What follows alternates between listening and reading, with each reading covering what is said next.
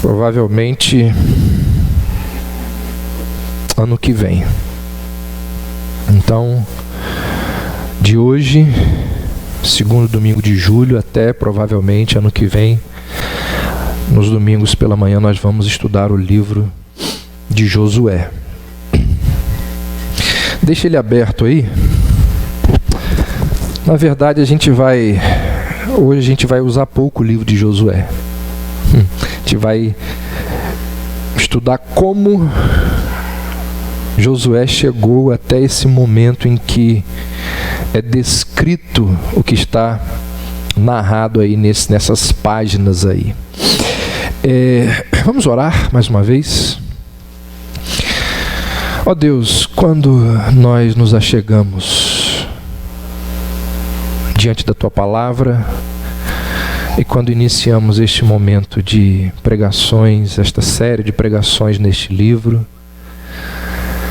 abençoa-nos, ó Deus, como tens feito até aqui, ao longo da nossa caminhada, ao longo das nossas vidas, congregando aqui neste local. Dá-nos, ó Deus, o privilégio de sermos, como vimos há pouco, admoestados pela Tua Palavra. Que sejamos também, ó Deus, edificados, consolados, estimulados pela exposição e pregação da Tua Palavra. Nós assim oramos, por Jesus e no nome dEle. Amém. Conta-se que quando Agostinho se aposentou, isso foi 430 depois de Cristo, no culto em que Agostinho disse para a igreja assim, estou parando aqui, daqui para frente não vou mais pastorear. Quando ele se aposentou, quando ele passou o bastão, o homem que assumiu o lugar onde Agostinho pregava, pastoreava, foi um camarada de nome Heráclius. E diz a história que Agostinho se despediu e sentou-se numa cadeira atrás do púlpito. E Heráclius subiu para pregar. E diz a história que ele, tomado por um enorme senso de inadequação, na presença daquele gigante ali, já era um gigante mesmo em vida, tomado por aquele senso de inadequação, Heráclius, a primeira palavra que ele diz para a igreja ao substituir Agostinho era o seguinte: o grilo trila e o cisne está silencioso. O grilo trila e o cisne está silencioso. John Piper pegou essa fala de Heráclius e criou uma série de livros que ele mesmo deu o título de Os Cisnes Não Estão Silenciosos. John Piper vai dizer que aquela ideia lá de Hebreus 11, que Abel, mesmo depois de morto, ainda fala. Então, John Piper vai dizer que os cisnes não estão, como disse Heráclius, silenciosos, eles ainda falam. Mesmo depois de mortos, eles ainda falam. Mas o que me chama a atenção é que essa fala, ou esse senso de inadequação de Heráclius diante de Agostinho, quando ele fica silencioso, ele diz: agora o grilo vai falar. E assim, irmãos, substituir grandes líderes, grandes governantes, não deve ser algo fácil. Deve ser dificílimo. Imagine o camarada que vai, dentro de algum tempo, substituir John Piper na igreja onde ele é pastor. Você acha que é fácil? Imagine o camarada que teve que substituir Charles Spurgeon. Imagine alguém que vai substituir Hernandes Dias Lopes. A tarefa de Josué não era uma tarefa simples. Não era simples. Josué estava entrando no lugar de Moisés, um gigante da história de Israel. Substituir um homem da envergadura de Moisés certamente foi algo complicadíssimo. A Bíblia não conta, mas quantas piadinhas Josué não deve ter ouvido? Quantas comparações? Moisés fazia isso, você faz desse jeito. Moisés fazia assim, você está fazendo desse jeito. Quantas rebeldias, quantas contestações, quantas provocações. Então é por tudo isso e por muito mais que Deus sabia que Josué precisava se preparar, ou ser preparado para substituir Moisés. E a gente percebe que Josué, ele foi ao longo do tempo sendo preparado por Deus para ocupar o cargo que ocupou. De forma que a história de Josué, ela começa a ser contada não no livro que leva o seu nome, que vai ser objeto de análise nossa aqui nos próximos domingos. A história de Josué, ela começa a ser contada lá no livro de Êxodo. Por isso que ao invés de mandar vocês abrirem aí, pedir para vocês abrirem em Josué, eu deveria pedir para vocês abrirem em Êxodo. Então vamos lá. Êxodo capítulo 17. Essa é a primeira vez que Josué aparece na Bíblia. Êxodo 17.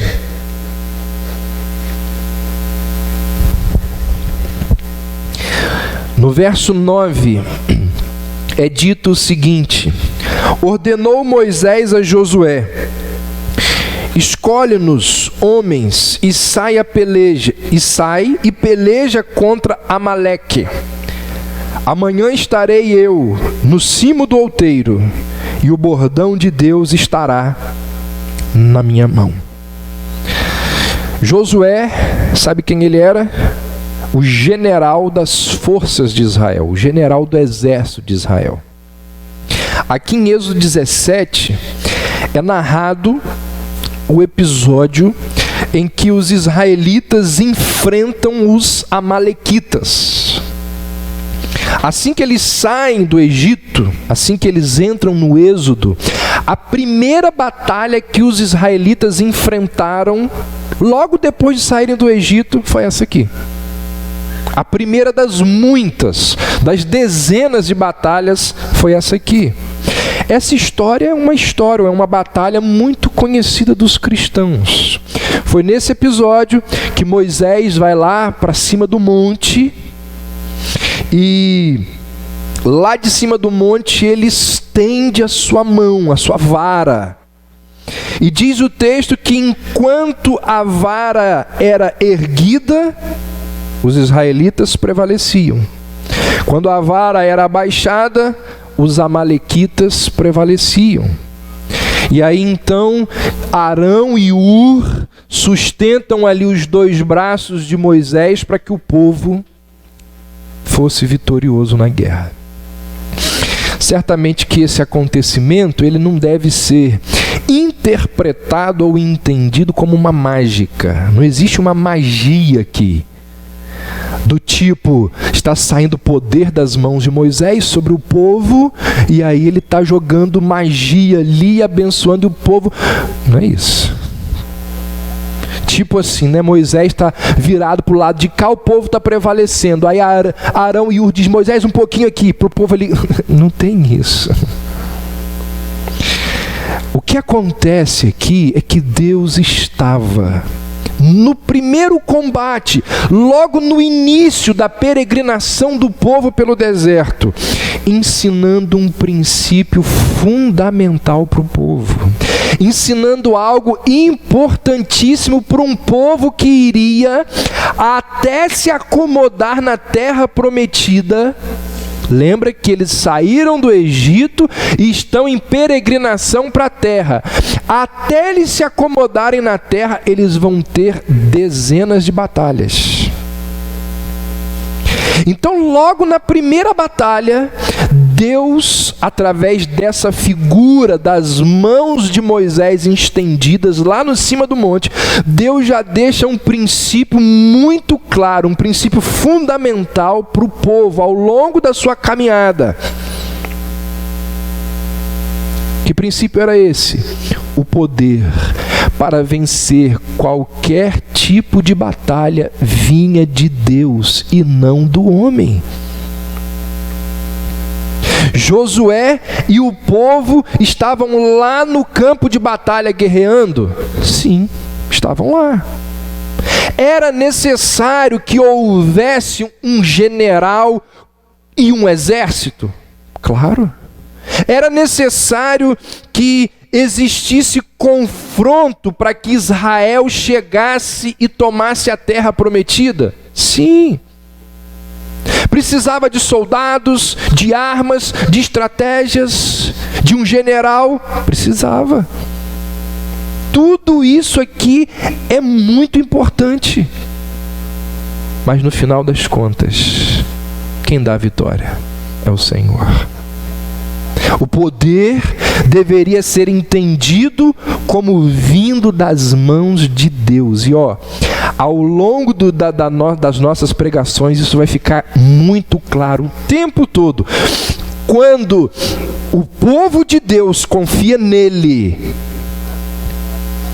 o povo é capaz de derrubar uma cidade fortificada, extremamente poderosa como Jericó. Quando o povo confia nas suas próprias forças, o povo é escorraçado por uma cidade pequenininha chamada de Ai. Logo depois da batalha de Jericó, vem a batalha de Ai. Ai era uma cidade insignificante. O povo confiou na própria força, tomou uma surra. Então, logo no começo, Deus deixa um princípio estabelecido. O poder para vencer batalhas vem de mim. Quem era Josué? O general do exército, o general das forças de Israel. Josué está sendo preparado para substituir quem? Moisés. Então Deus está ensinando para Josué, olha só, as batalhas que você irá lutar ao longo da sua vida, se você confiar na sua força, você vai perder. Aquele general que iria travar muitas lutas, ele estava aprendendo uma verdade, um princípio. Por mais que lutemos, por mais que nos esforcemos, a vitória só vem pelas mãos de Deus. Provérbio 21:31 diz o que lá? O cavalo se prepara para o dia da batalha. Tem a nossa parte. Tem que ser preparado. O cavalo se prepara para o dia da batalha, mas a vitória vem do Senhor. Então nós podemos, nós devemos e nós precisamos nos esforçar, nos especializar, correr atrás, fazer um mestrado, fazer um doutorado, fazer tudo que tiver ao seu alcance. Precisamos dar o melhor de nós. Mas a gente tem que entender o quê? Que as bênçãos, a vitória, ela vem das mãos de Deus. Por mais que você se esforce, se Deus não estiver no seu projeto de vida, de manhã vai ser sempre Lia e nunca vai ser Raquel. Lembra? Por mais que você se esforce, se Deus não estiver na equação, vai ser, na linguagem que aprendemos de Ageu, vai ser sempre um saco furado. Por mais que você se esforce, se Deus não estiver no seu projeto de vida, usando a linguagem de Jeremias, vai ser como acumular água numa cisterna rota. Por mais que você se esforce, se Deus não estiver junto, vai ser tudo em vão, vai ser como tentar apanhar o vento com as mãos. Gente, não adianta. Você pode falar para a pessoa. Quer ver uma coisa? Essa madrugada eu acordei, às 4 horas da manhã, não consegui dormir. Aí vi, um amigo mandou uma mensagem dizendo que a Convenção Batista Brasileira retirou do seu hall de membros a Igreja Batista de Pinheiro, aquela que eu mencionei alguns meses atrás aqui, que pela primeira vez na história aceitou como membro da sua igreja homossexuais. Então essa semana a CBB retirou do hall de membros, excluiu a Igreja Batista de Pinheiro. Aí eu fui procurar na internet notícias. A quantidade de gente criticando a CBB, falando que a CBB está errada, uma enormidade, defendendo o homossexualismo. E a CBB fez uma carta extraordinária, mostrando os textos bíblicos. O que eu quero dizer com isso? Por mais que você fale, por mais que você exponha as Escrituras, se Deus não tocar no coração do homem, não tem jeito. Não tem jeito. Por isso que a gente é calvinista, né? Por quê? Porque a gente sabe que não depende da gente. Não tem jeito, gente. O que Deus está mostrando para Josué? Josué, você vai se esforçar, você vai batalhar, você vai fazer a sua parte, mas dependa de mim, porque se você não depender de mim, vai ser tudo em vão. Vai ser tudo em vão. Então aquele general que anos depois irá substituir Moisés, a primeira coisa que ele aprende: o poder para vencer qualquer tipo de batalha vinha de Deus e não do homem. Então lembre-se disso, esse é um princípio para você, para a sua vida familiar, para os seus relacionamentos. Esse é um princípio que um líder deve aprender. Dentro de muito pouco tempo a gente vai começar a estudar aqui na igreja sobre os presbíteros, a necessidade dos presbíteros na igreja. E para os presbíteros assumirem, eles precisam ser preparados. E aqui está um princípio muito importante que um líder precisa ter ao longo da sua caminhada, por mais que você se esforce. A vitória vem de Deus. Sabe o que isso significa? Que o líder que não caminha de joelho, ele não vai sair do lugar. Se você não depender de Deus, se você não viver orando na dependência do Senhor, esquece. Êxodo 32, abra aí. Novamente a gente encontra Josué sendo preparado por Deus para substituir Moisés. No verso 7, então disse o Senhor a Moisés: vai, desce, porque o teu povo que fizeste sair do Egito se corrompeu. Enquanto eles estavam, esse texto fala daquele momento ali em que as tábuas dos mandamentos são entregues a Moisés, e Josué acompanhou Moisés. E quando eles estão retornando, estão descendo, olha o que diz o verso 17: Josué, ouvindo a voz do povo que gritava, disse a Moisés: existe alarido de guerra no arraial. Olha, eles deixaram o povo, subiram, na volta eles ouvem um barulho, Josué diz assim: som de guerra. Quem era Josué? Um general. Ele interpretou de acordo com a cosmovisão dele, com a realidade de vida dele. Moisés vira para Josué e diz assim: você está equivocado? Não é não. O que a gente está ouvindo aqui não tem nada a ver com guerra. Aliás, quem dera que fosse guerra. Olha o que diz o verso 18. Respondeu-lhe Moisés: não é alarido dos vencedores, nem alarido dos vencidos, mas alarido dos que cantam é o que estamos ouvindo. Ou seja, seria melhor que fosse guerra, porque o problema lá embaixo era muito pior. A guerra não era o pior mal a vir sobre o povo comparado com o que estava acontecendo lá. Olha o que diz o verso 19. Logo que se aproximou do arraial, viu ele o bezerro e as danças. Então, acendendo-se-lhe a ira, arrojou das mãos as tábuas e quebrou-as ao pé do monte. Gente, vocês nunca pararam para pensar como que Moisés foi capaz de fazer isso? Sempre que eu leio esse texto, eu fico pensando assim, rapaz, o cara quebrou as tábuas da lei. Não tinha uma pedra ali perto, não, para ele botar a tábua no cantinho e pegar uma pedra. Ele jogou as tábuas da lei, aquelas tábuas que foram escritas com o dedo de Deus. Aliás, as únicas da história.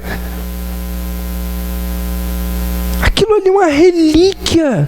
Os mandamentos que Deus queria transmitir para o povo, ele jogou aquilo. Tábuas que foram criadas e construídas num contexto de grande temor, de grande poder.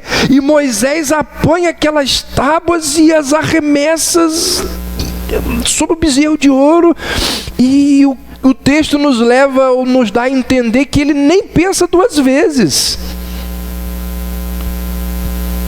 E Josué está ali, filmando o que está acontecendo.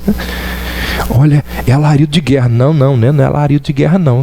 É alarido de música, de canto. E Josué olhando, daqui a pouco ele vê as veias de Moisés crescer, Moisés se enfurecer. E Josué olhando aquilo e Moisés... Josué aprende com essa atitude de Moisés que o pecado do povo de Deus é algo terrível. Ele vê como que o líder dele se enfurece diante do pecado do povo de Deus. Certamente que Josué nunca mais se esqueceu desse dia, do que ele viu, do que aquilo significou. E o texto continua e diz que o povo fez algo terrível. Primeiro, o povo fez um Deus que não era Deus. Prestaram culto, adoração, reverência a um bezerro. E não pararam por aí, diz o texto, que eles afirmaram que aquele ídolo era a imagem do Deus verdadeiro. Olha o que diz o verso 4. Recebendo-as das suas mãos, trabalhou o ouro, falando de Arão, trabalhou o ouro com burril e fez dele um bezerro fundido. Então disseram: são estes, ó Israel, os teus deuses que te tiraram da terra do Egito. Os filhos de Israel colocaram o nome de Deus no bezerro de ouro. Que loucura, que audácia, que pecado, associar o santíssimo nome de Deus àquele ídolo, àquela imagem, aquele ritual idólatra. Apesar de usarem o nome de Deus, diz o texto que eles foram destruídos, devastados, fulminados. Olha o que diz o verso 28, uma parte do verso 28. Caíram do povo naquele dia uns 3.000 homens. Outro princípio que Josué aprende aqui. Josué aprende que simplesmente usar o nome de Deus em alguma coisa não significa absolutamente nada. Usar o nome de Deus como um amuleto não tem efeito nenhum. Na verdade, se for num contexto de pecado, pode ser até pior. Muitas vezes é o que nós fazemos nas nossas vidas. Vamos lá na porta da nossa casa e colocamos uma placa assim: eu e a minha casa serviremos ao Senhor. Bonito, né? Colocar isso na porta da casa. Visita que chega, olha que lindo. Porta do apartamento, o vizinho vai olhar e diz: eu e minha casa serviremos. O problema é que o pessoal da casa quer servir ao Senhor de forma diferente, não é? O problema é que as pessoas, os membros da casa, possuem interpretações diferentes de como servir ao Senhor.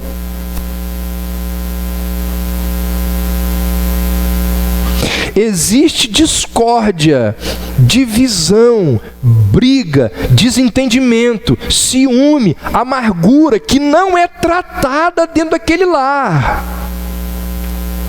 Isso aí é só um ciúmezinho besta. E a pessoa não consegue ver que aquilo é a ponta de um iceberg, que lá na frente vai se transformar numa coisa sem volta, sem retorno. Ou seja, não basta usar o nome de Deus como se fosse um amuleto. Precisamos o quê? Praticar aquilo que a gente aprende.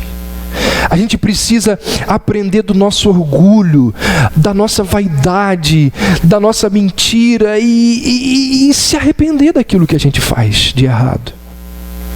Confessar a nossa arrogância, a nossa idolatria, o nosso egoísmo. Então não adianta só usar o nome de Deus. Usar o nome de Deus num contexto de pecado.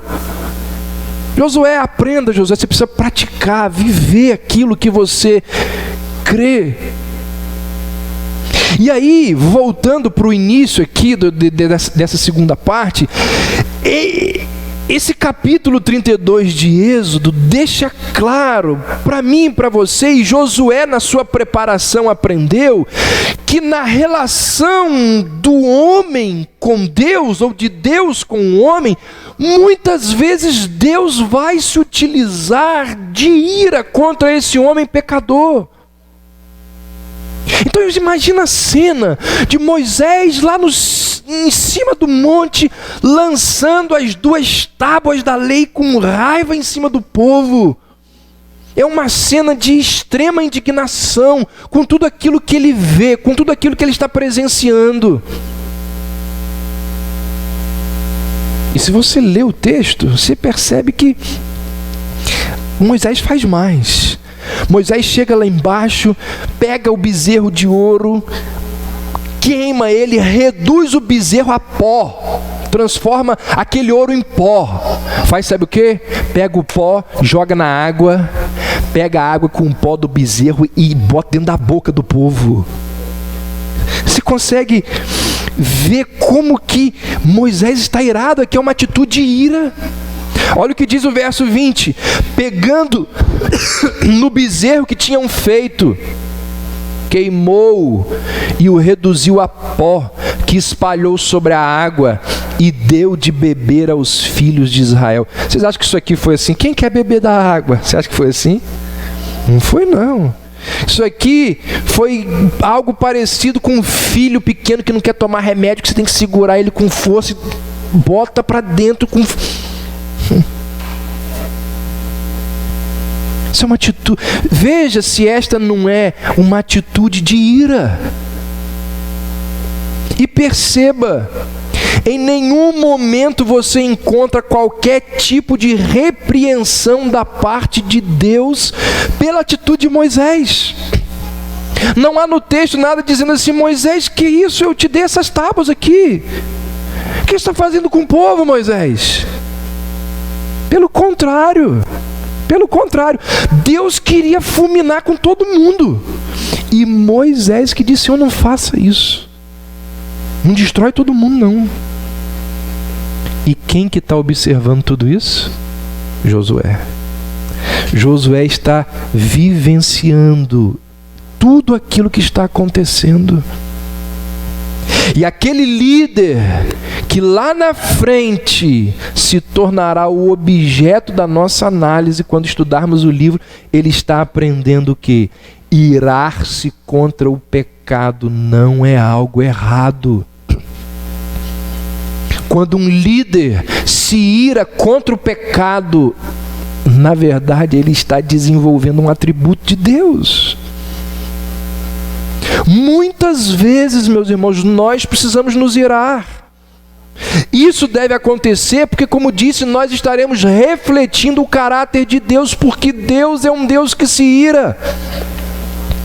Efésios 4:26, irai-vos e não pequeis.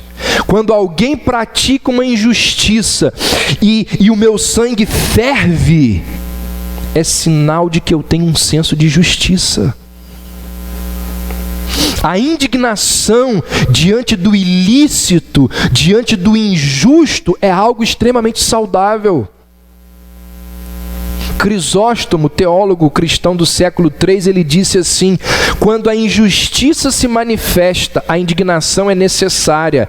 E quem não se ira quando a ira é necessária, peca. Quem não se ira quando a ira é necessária, peca. Na nossa página lá no YouTube, tem lá assim, na página da igreja, você olha lá a pregação que mais rendeu comentários. Sabe qual foi? A pregação sobre o inferno. Você vai lá nos comentários daquela série de pregações que eu fiz sobre o inferno, tem vários. Nenhuma outra pregação tem tantos comentários como aquela. E é engraçado que as pessoas ficam iradas ao ouvir uma pregação dizendo que Deus se ira. E aí, dentre os muitos comentários, eu separei um que diz o seguinte: olha o que o camarada colocou lá. Caramba, vocês evangélicos são tudo psicopatas de acreditar em uma história dessas. Essa doutrina do inferno deturpa virtudes do caráter de Deus. Se isto é verdade, Deus é considerado um torturador. Seria o pior ser existente no universo. Essa doutrina do fogo eterno só pode vir do príncipe das trevas, que sempre atua para deturpar o caráter de nosso amorável Deus e Salvador. Você que ainda crê e ensina essa distorção bíblica, apelo para reavaliar o seu conceito. O que a gente responde para um cara desse? Vai lá que você vai ver a resposta de Sérgio. O que Josué aprendeu? Josué aprendeu o que grande parte das pessoas não consegue compreender. O quê? Deus se ira contra o mal e contra os maldosos. Deus se ira contra a injustiça e contra o injusto. Josué estava observando tudo aquilo que estava acontecendo naquele episódio ali. Outro lugar que a gente encontra Josué, Números 11. Vamos abrir aí rápido por causa da nossa hora. Números 11, a partir do verso 24. Saiu, pois, Moisés e referiu ao povo as palavras do Senhor. E ajuntou 70 homens dos anciãos do povo e os pôs ao redor da tenda. Então o Senhor desceu na nuvem e lhe falou, e tirando do espírito que estava sobre ele, o pôs sobre aqueles 70 anciãos. Quando o espírito repousou sobre eles, profetizaram, mas depois nunca mais. Porém, no arraial ficaram 2 homens. Um se chamava Eldade e o outro Medade. Repousou sobre eles o Espírito, porque estavam entre os inscritos, ainda que não saíram à tenda, e profetizavam no arraial. Então correu um moço e o anunciou a Moisés e disse: Eldade e Medade profetizam no arraial. Josué, filho de Num, servidor de Moisés, um dos seus escolhidos, respondeu e disse: Moisés, meu senhor, proíbe-lhe. Porém Moisés lhe disse: Tens tu ciúmes por mim?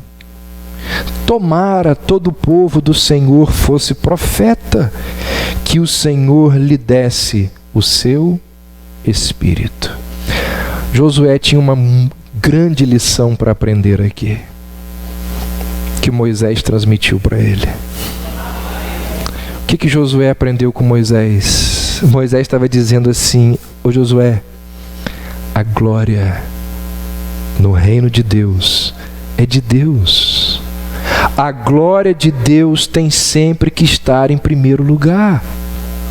Irmãos, existe grande diferença entre liderança e autoengrandecimento. Os verdadeiros líderes do Senhor, eles não chamam a atenção para si mesmos. Observe isso. Se você encontra alguém que chama a atenção para si mesmo, cai fora.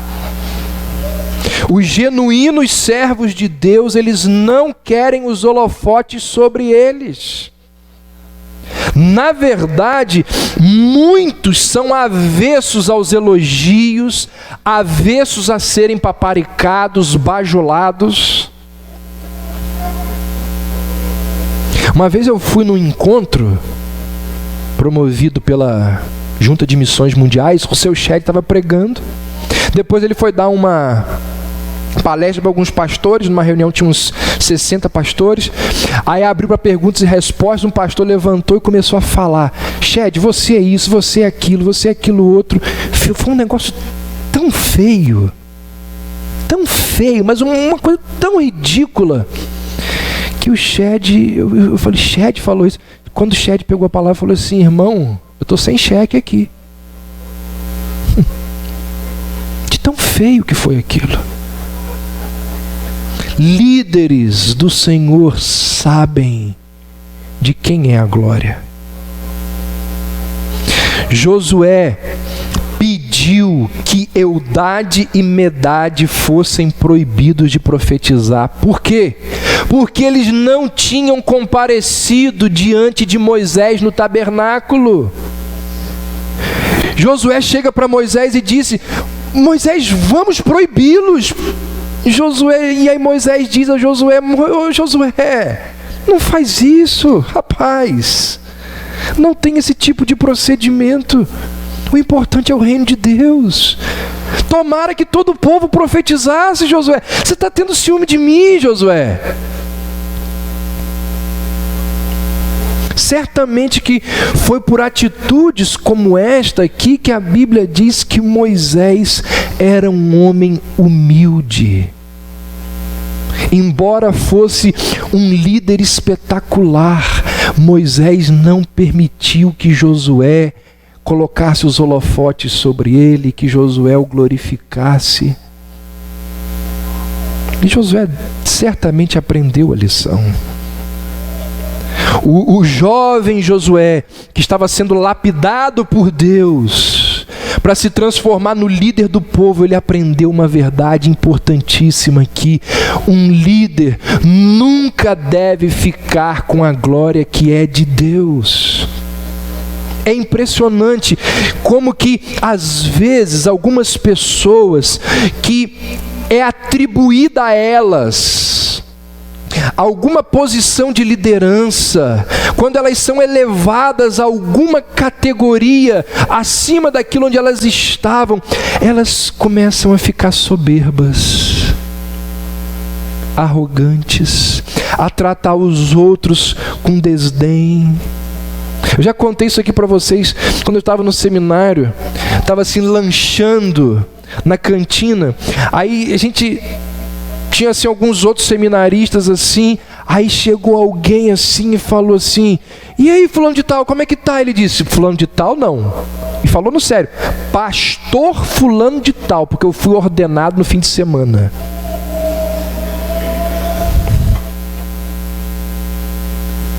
Irmãos, sabe uma coisa boa aqui da igreja?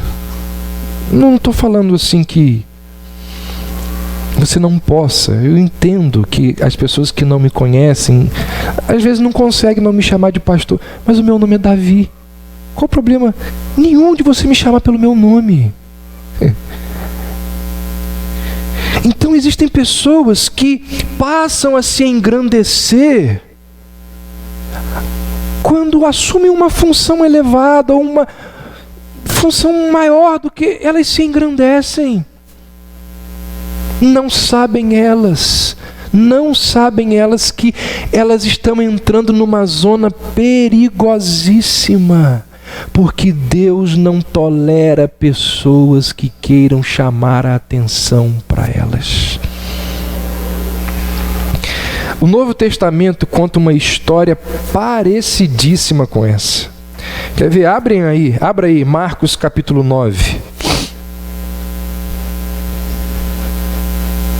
Vamos correr porque ainda temos uma boa parte da mensagem.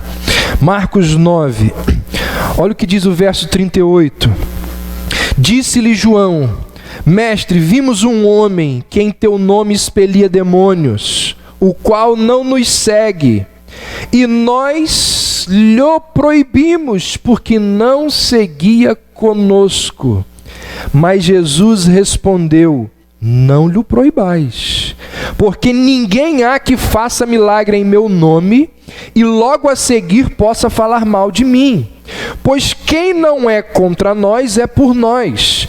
Porquanto aquele que vos der de beber um copo de água em meu nome, porque sois de Cristo, em verdade vos digo que de modo algum perderá o seu galardão. Você percebe como que o mal é velho? Percebe? Não é dos nossos, não presta. Não é da nossa igreja, não serve. Não é batista, não vai para o céu. Não faz parte do nosso grupo, não confessa a mesma confissão de fé, é herege.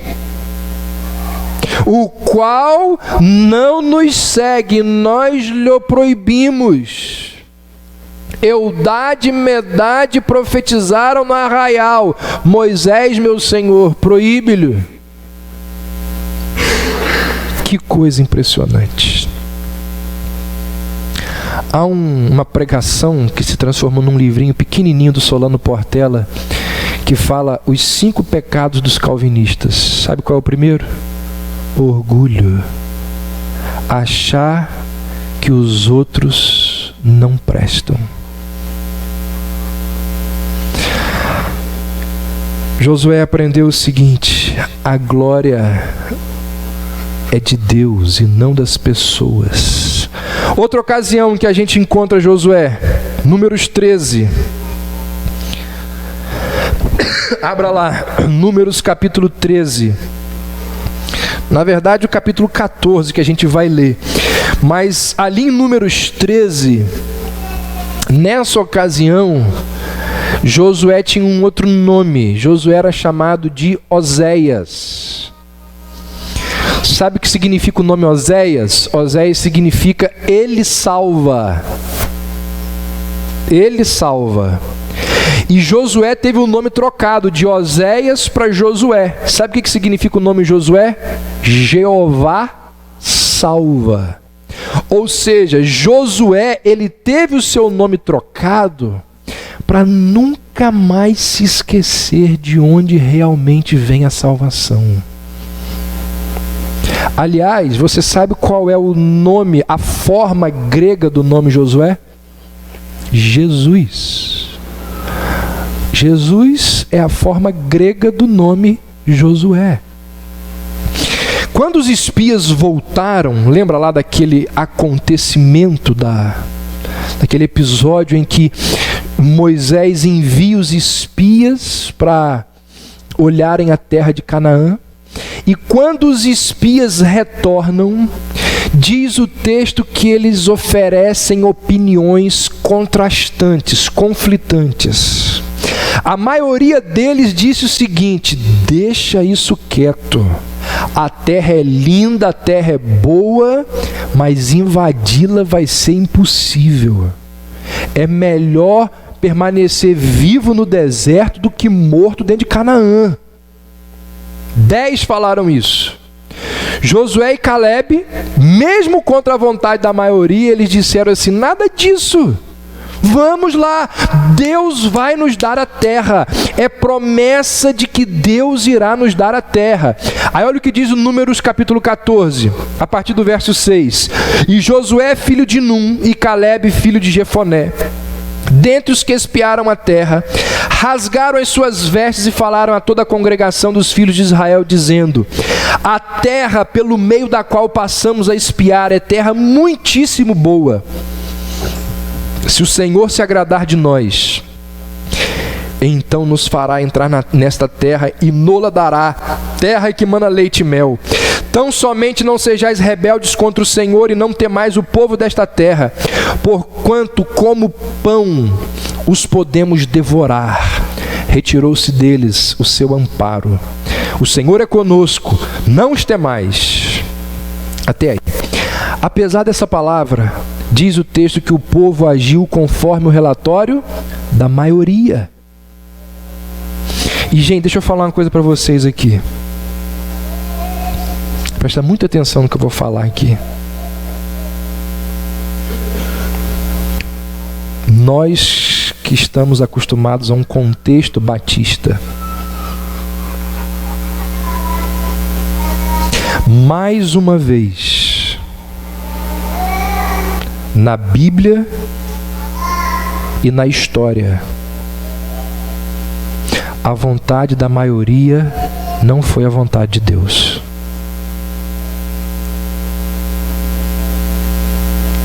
Essa história de que a voz do povo é a voz de Deus, quem crucificou Jesus foi a voz do povo. A multidão que disse: crucifica-o. É célebre aquela frase de Spurgeon que diz assim: já parei de contar cabeças. A verdade normalmente não está com a maioria. Até onde realmente devemos seguir a maioria? Uma democracia, ela funciona com base da maioria, mas isso não quer dizer, de modo algum, que a opinião da maioria seja sempre a correta. Nesse caso, e em muitos outros casos, a maioria estava desesperadamente errada. Quem estava do lado de Deus? 2. Quem estava contra Deus? 10. Ao agir baseado no relatório da maioria, sabe o que aconteceu com o povo? 38 anos no deserto. Seguiu a maioria. 38 anos no deserto. O povo se rebelou contra a vontade de Deus presente no relatório de 2. Em sua escola de treinamento para substituir Moisés, o jovem Josué aprendeu o quê? Que mesmo quando a maioria estava totalmente contra ele, ele deveria estar disposto a permanecer firme do lado de Deus. Se a maioria fosse a voz de Deus, nós ainda estaríamos adorando imagens. Se a maioria fosse a voz de Deus, nós ainda estaríamos comprando a salvação através das indulgências. Porque um homem disse assim, a minha consciência é cativa às Escrituras, e só mudarei se for persuadido por ela. Não me dobrarei à vontade da maioria, porque eu estou com as Escrituras. Ai de nós se Lutero fosse pela vontade da maioria e não por aquilo que ele aprendeu ser um princípio de permanecer firme com Deus e com a verdade. Ele precisava resistir, Josué precisou resistir ao próprio povo, quando o povo estivesse errado. Ele aprendeu que era necessário resistir ao povo, mesmo que isso gerasse risco de vida para ele. Olha o que diz o verso 10 de Números 14: apesar disto, toda a congregação disse que os apedrejassem. Viu? Você consegue perceber o que acontece aqui? O povo pega em pedras e diz: matem esses dois, fora com eles do nosso meio, porque eles estão querendo que a gente entre nessa terra para morrer. E o povo só não matou Josué e Caleb porque Deus interviu. Mas Josué, ele permaneceu firme, ele se manteve corajoso, mesmo diante de ameaças da própria vida. E nós, até onde nós temos uma disposição como a desses dois homens? Na nossa sociedade, nós não somos ameaçados fisicamente por nossa fé. No entanto, a nossa disposição em morrer por Cristo, ela se percebe na nossa disposição de viver por Cristo. Quando eu vejo algumas pessoas aí, crente 1,99, meio barro, meio tijolo, eu penso assim, num contexto de perseguição não ficava um. Não fica um. No contexto de perseguição, Outro princípio que Josué aprendeu na sua escola de treinamento: rebelar-se contra Deus traz graves consequências. Gente, lembre-se do seguinte: por volta ali do ano 2000 a.C., Deus chama um arameu errante de nome Abrão e diz assim: farei de ti uma grande nação. Faz uma promessa a ele. Naquele momento que Deus faz aquela promessa, surgiu uma etnia. Deixa de ser arameu e agora vai se transformar num judeu. A etnia tem início. Antes disso, existiam os semíticos, mas eles não eram judeus. Então Deus chama Abraão e lhe faz uma promessa. Surge a etnia. 500 anos depois, no tempo de Moisés, 500 anos depois da promessa feita a Abraão no tempo de Moisés, a etnia se transforma numa nação. O povo sai do Egito, o povo atravessa o Mar Vermelho, o povo chega no Sinai, fica 1 ano e 2 meses ali no Sinai, recebe a lei de Deus. E a Torá, a lei de Deus transmitida ao povo, ela não era apenas a lei religiosa, ali também existia a lei civil. O que significa lei civil? Que agora existe uma nação. Aquelas pessoas irão ser dirigidas de acordo com a lei civil que Deus está lhe dando. Então, ali é formada uma nação. Então você tem uma etnia, depois você tem uma nação, e está faltando o que agora? A terra. Só a terra. Ou seja, para os judeus, a terra era aquele cordão que ligava ou que ajuntava todas as outras bênçãos. A aliança com Abraão incluía a promessa de uma terra para o povo, lembra disso? Gênesis 12:1, sai da tua terra, da tua parentela, da casa de teu pai e vai para a terra que te mostrarei. Gênesis 13:15, toda esta terra que vês eu te darei a ti e a tua descendência para sempre. Gênesis 15:7, eu sou o Senhor que te tirei de Ur dos Caldeus para dar-te por herança esta terra. Deus prometeu a Abraão uma terra, a sua descendência. No entanto, Deus disse para Abraão que essa terra não seria dada a ele imediatamente. Abra aí rapidinho, Gênesis 15.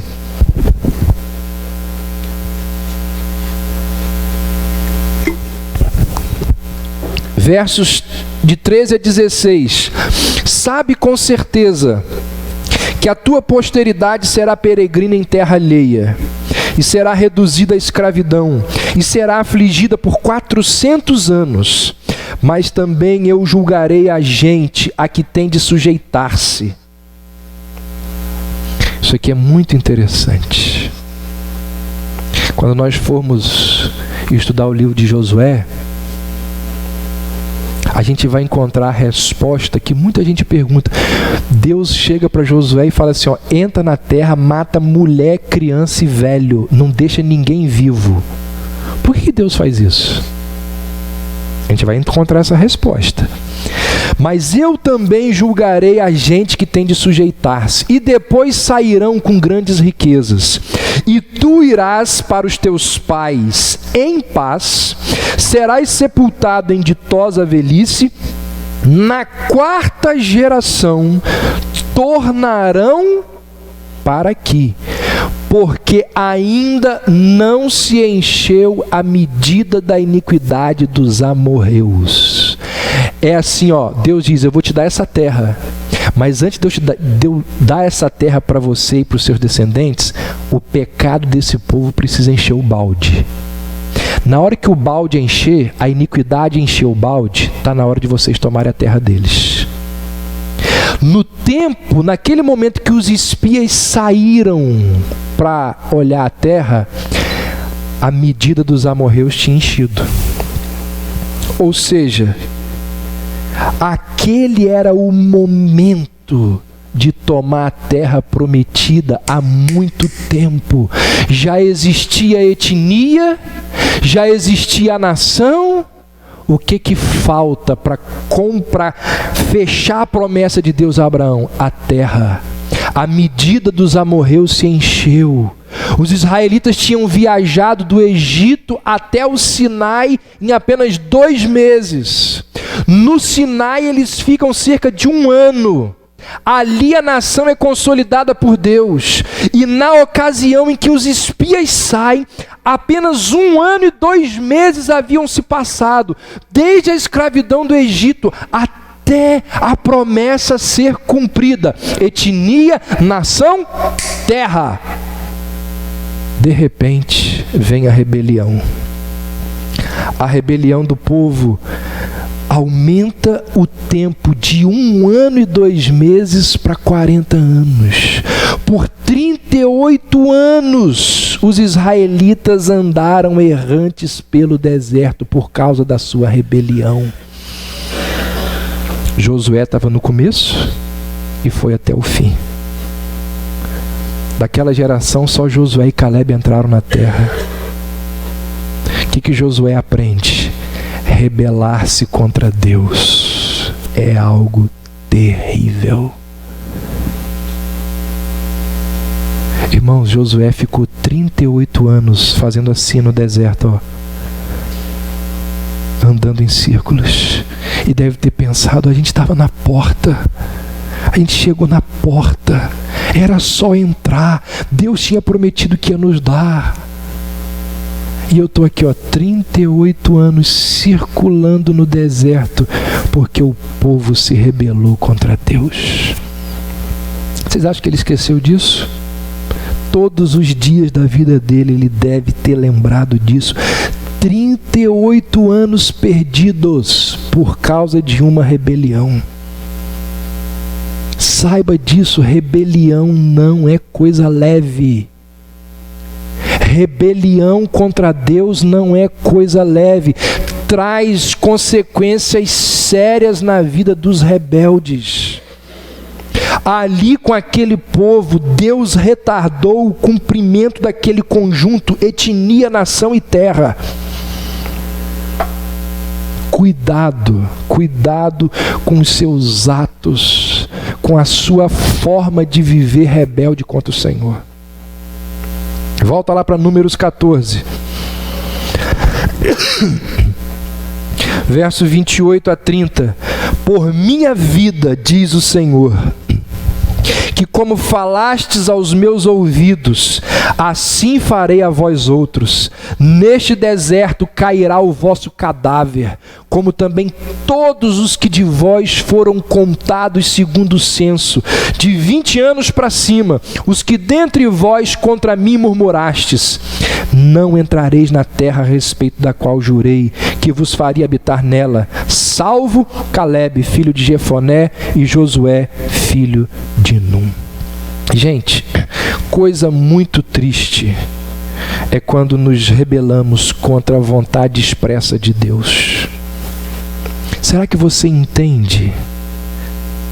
Será que você entende que todas as vezes que você orar por alguma coisa, você tem que orar e terminar a sua oração dizendo assim: seja feita a tua vontade e não a minha. É por isso que nós oramos em nome de Jesus. Porque quando nós dizemos em nome de Jesus, nós estamos dizendo: Senhor, eu gostaria que isso acontecesse. Em nome de Jesus, amém. Em nome de Jesus significa, sabe o quê? Que Jesus aprove. Porque se Ele não aprovar, nós estamos perdidos. Nós estamos perdidos. As consequências da nossa vontade rebelde, elas são danosas, elas são desastrosas. Por isso que todos os dias nós devemos pedir ao Senhor: Senhor, livra-me das minhas vontades que não são as suas. Você acha que você tem vontades que não são as vontades de Deus? Eu tenho muitas. Por isso que nós precisamos orar todos os dias: livra-me de mim mesmo, da minha cegueira, do meu pecado, do meu egoísmo. Josué aprendeu isso. Depois de anos preparado, vamos encerrar, depois de anos sendo preparado, Josué foi ordenado para assumir a liderança do povo de Deus. E aqui está um dos princípios de um momento público de ordenação. Quando a igreja ordena uma pessoa, nós temos que chamar essa pessoa para frente da igreja, fazer um culto de ordenação e dizer: ó, a partir de agora, nós estamos delegando poder a essa pessoa. Abra aí Números 27.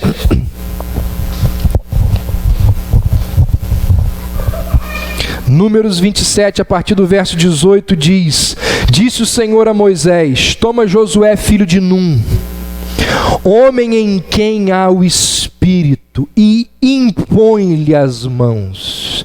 Apresenta-o perante o sacerdote Eleazar e perante toda a congregação, e dá-lhe à vista deles as tuas ordens. Põe sobre ele da tua autoridade, para que lhe obedeça toda a congregação dos filhos de Israel.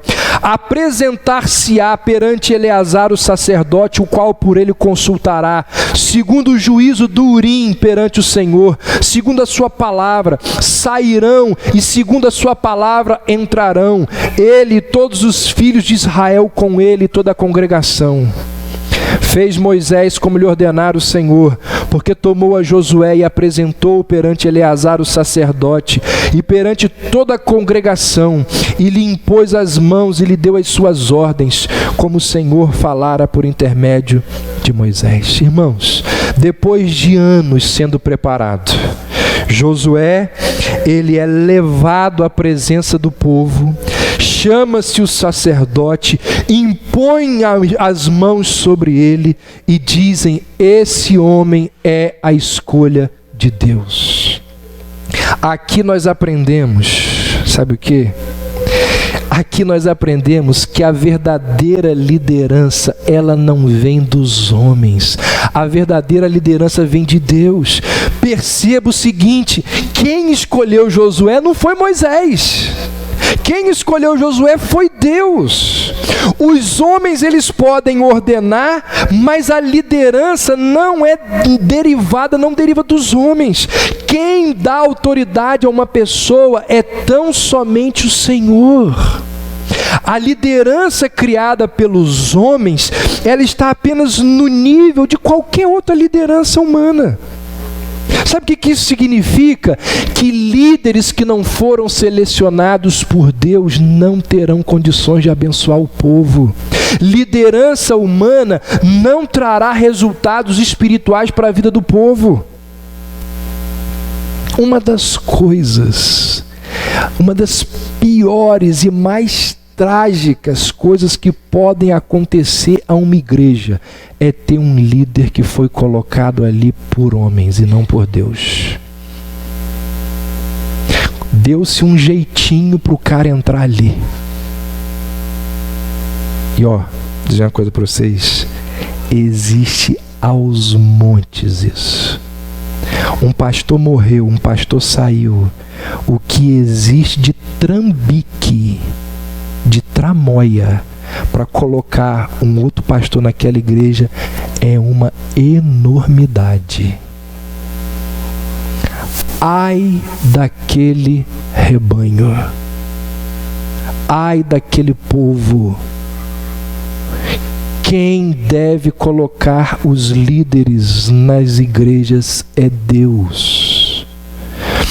Deus é que levanta líderes para as suas igrejas. E aqui, Josué aprendeu a sua última lição antes de assumir o povo. Sabe qual é a última lição que Josué aprende? Naquele momento em que estão Eleazar, está Moisés, está o povo. Imagina, gente. Imagina aquela cena, o povo todo. Moisés dizendo para Josué assim, eu estou indo. Deus já me disse que eu não vou entrar na terra. Eu estou indo. Na hora que eu sair daqui, é você. Imagina na mente de Josué. Mas esse homem aí, 40 anos liderando o povo. Deus usou a vara de Moisés de forma muito mais poderosa do que qualquer coisa no mundo. Esse homem está indo embora. O que Josué aprende? Ninguém é insubstituível. Nem mesmo um homem como Moisés é insubstituível. Aliás, grandes homens só são grandes por causa de Deus. Ninguém é insubstituível. No entanto, apesar dessa verdade, isso é verdade que ninguém é insubstituível. No entanto, olha aí rapidinho, a gente está acabando. Olha o que diz Deuteronômio 34. Abre aí rapidinho.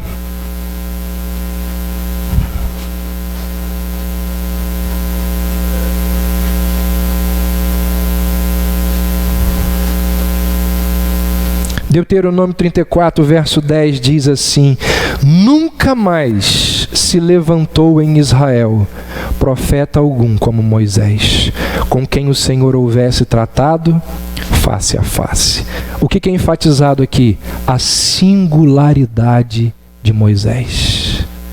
Então a gente pode dizer ao mesmo tempo, sem sermos contraditórios, sem ser contraditório, a gente pode afirmar o seguinte: ninguém é indispensável, mas cada pessoa é única. Sem ser contraditório, a gente pode afirmar o quê? As pessoas são dispensáveis, mas isso não significa, ou isso não quer dizer que uma preenche o lugar da outra. Ninguém toma o lugar de nenhuma outra pessoa. Uma mãe que tem 6 filhos, perdeu um, alguém vira para ela e diz assim: mas você ainda tem 5. Isso não existe. Ninguém é indispensável, mas cada pessoa é única. Por quê? Porque Deus nos valoriza como indivíduos. Deus não nos trata como massa, mas Ele nos ama na nossa individualidade.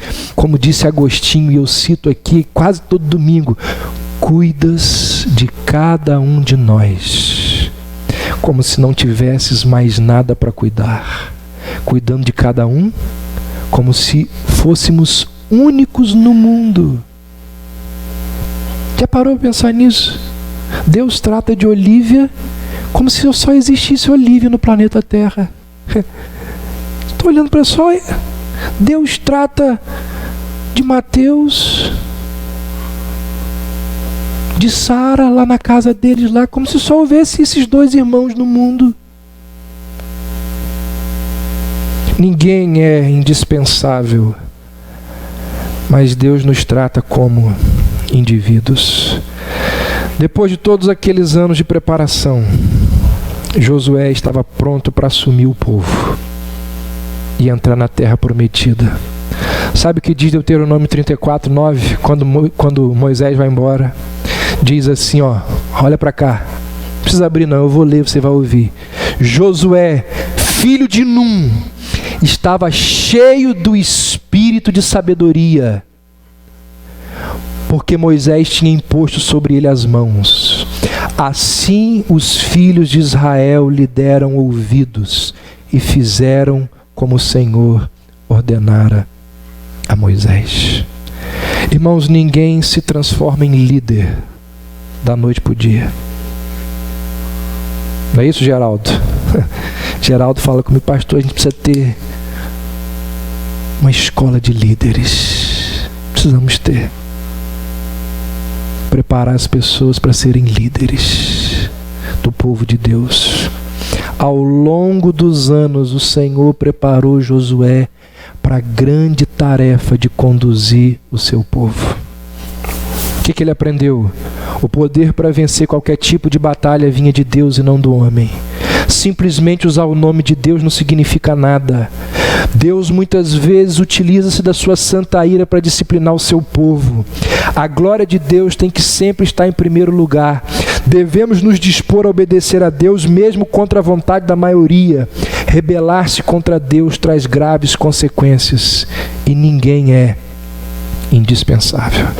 Irmãos, existem muitas lições desse livro para abençoar as nossas vidas. Eu tenho certeza que ao longo desses domingos nós sairemos daqui muito edificados pela palavra de Deus. Vamos ficar em pé e vamos encerrar o nosso culto cantando ao Senhor.